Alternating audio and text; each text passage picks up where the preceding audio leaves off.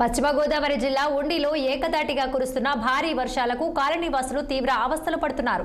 ఇళ్లలోకి వర్షం నీరు చేరటంతో నరక యాతన అనుభవిస్తున్నారు. చిన్నపాటి వర్షానికి రోడ్లన్నీ జలమయమవుతున్నాయి. ఇళ్లలోకి వరద వస్తుందని వారు ఆవేదన వ్యక్తం చేస్తున్నారు.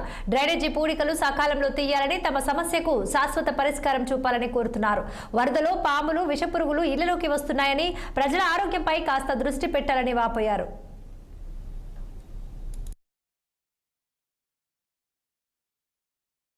నీకు దృష్టిలో ఉండి నియోజకవర్గ హెడ్ క్వార్టర్ అయిన ఉండి గ్రామంలో ఇటువంటి సమస్యలు చూస్తామని ఏ రోజు కూడా మేము అనుకోలేదు. వాన చినుకు పడగానే రోడ్డు అధ్వానంగా ఎంత వర్షంతో మీరే చూస్తున్నారు. ఇదే విధంగా డ్రైనేజీ వాటర్ కూడా దీంట్లో కలిసి పిల్లలు స్కూల్కి వెళ్తానికి కానీ, పెద్దలు ఏదైనా సామానం తెచ్చుకోవడానికి కానీ, దేనికైనా సరే చాలా ఇబ్బందులు పడుతూ ఉండి గ్రామంలో చాలా ఇలా ఉన్నాం. గవర్నమెంట్ కూడా, అధికారులు కూడా మీరు కొద్దిగా దీన్ని దృష్టిలో పెట్టుకుని, ఒకసారైనా కదా ఎన్నోసార్లు మేము చెప్పడం జరిగిందండి. ఇక్కడనే కాదు, చాలా చోట్ల మీకు ముఖ్యంగా ఇది కనబడుతుంది కదా అని దీన్ని చూపిస్తున్నాం కనుక తప్పితే కానీ ఉండిలో చాలా చోట్ల ఇదే మాదిరిగా ఉంది. దోమలు కానీ ఈ కానీ చాలా అధికంగా తీయి పిల్లలకు కానీ వీళ్ళకి కానీ కొద్దిగా చాలా ఇబ్బందికరంగా ఉందండి.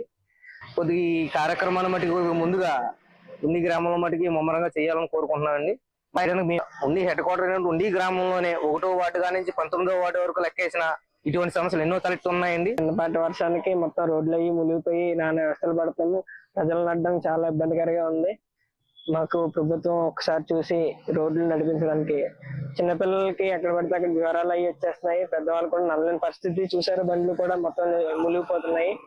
కనీసం ఒక గంట వర్షం కోసం లోపల నుంచి బయటికి రావడానికి లేని స్థితిలో ఉన్నాం మేము. కొంచెం ప్రభుత్వం మాకు సహకరించి రోడ్లు నీళ్ళు వెళ్ళే దారి చూపించాలని కోరుతున్నాం. ఉండి నియోజకవర్గం కేంద్రంలో 1 గంట వర్షం పడితే ఇలా మునిగిపోతుంది. ఈ వర్షానికి ఈ నీళ్లు మునిగిపోయి సాయంత్రం అయ్యేటప్పటికి దోమలు, ఈగలు, చిన్నపిల్లలు వ్యాధుల బారిన పడుతున్నారు. దాన్ని జయించి దీన్ని శాశ్వత పరిష్కారం చూసేలాగా కోరుతున్నాం. కాకపోతే ఎమ్మెల్యే గారు కూడా చొరవ తీసుకుని చేయించవలసిందిగా ప్రార్థిస్తున్నాం.